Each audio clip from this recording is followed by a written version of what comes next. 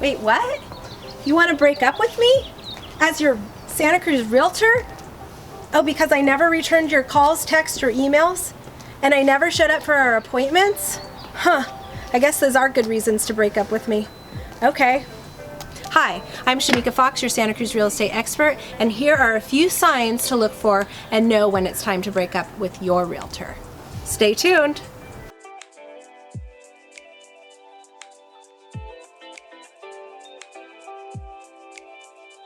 If your realtor has gone missing in action, doesn't return your phone calls, text, or emails, has stopped communicating with you, it may be time to break up with your realtor. If your realtor doesn't listen to your needs, doesn't have time for you, doesn't show up for your appointments, it may be time to break up with your realtor. If your realtor uses high-pressure tactics instead of coaching you through the process, it may be time to break up with your realtor. If your realtor license is suspended or they are unable to access the MLS for housing information and their e-key will not allow them access to properties, it may be time to break up with your realtor. So how do you do that? Is it with a sticky note like the elusive breakup in Sex and the City? Do you send a text or an email? Or do you just bite the bullet and have a face-to-face meeting or phone call? Or do you just ghost them and never to be heard from again? If it's time for you to break up with your Santa Cruz realtor for whatever reason, remember, realtors are people too, and ask yourself, how would you like to be treated? Remember the golden rule, do unto others as you would like others to do unto you. I would suggest if you're going to break up with your Santa Cruz realtor, do it early in the relationship. Though, if you have signed an exclusive agreement, you will have to ask the realtor if they are willing to dissolve the contract.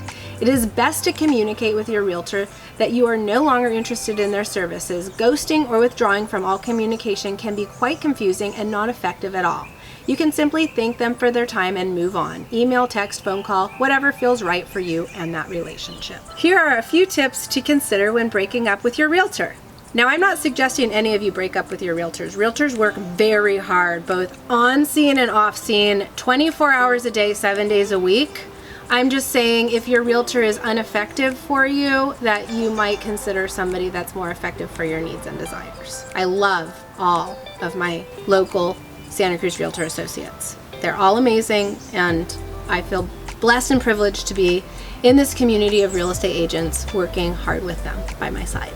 But if you decide to break up with your Santa Cruz realtor, or any realtor, recognize your agent's unseen effort. When breaking up with your agent, it's important to acknowledge your agent's efforts, especially the ones you don't see. Realtors receive and answer calls 7 days a week. They answer calls during their dinner hour, and they answer calls when they just want to be spending time with their family. I know from experience, and my daughter and husband don't appreciate that very much, but we have to be on the phone all the time. We are putting our clients' needs first. Even though they may have 9 to 5 office hours, they spend countless hours working unseen overtime. In addition to the overtime, your agent probably has spent several hours marketing your home or showing you homes. It may be networking with other agents and telling them about your home or asking about off-market opportunities. They also spend significant time using complicated industry software that doesn't always work, crashes periodically, and loses all of their work. Sure, this is true of every business and every industry, but it's helpful to recognize your agent's hours and effort to sell your home or help you find your dream home right here in Santa Cruz. Acknowledge your agent's out-of-pocket expenses. Your agent may have spent money marketing your house beyond just putting it on the MLS. Good agents will often pay for services that blast your listing to multiple websites, or they may even pay for pay-per-click ads on Facebook. Open houses also generate costs for agents, whether it be balloons, color flyers, or snacks. In rare cases, agents may even pay for repairs out of their own pocket just to make the transaction work. If you're going to break up with your realtor, be sure to say thank you in a tangible way and ask your agent for a signed cancellation of contract. My suggestion, if you find yourself in a position where you must break up with your realtor, follow the golden rule and do unto others as you would have them do unto you. Can't get into that one. Can't get into that one. If your realtor can't access the keys in a lockbox to show you a home, maybe it's time to break up with your realtor.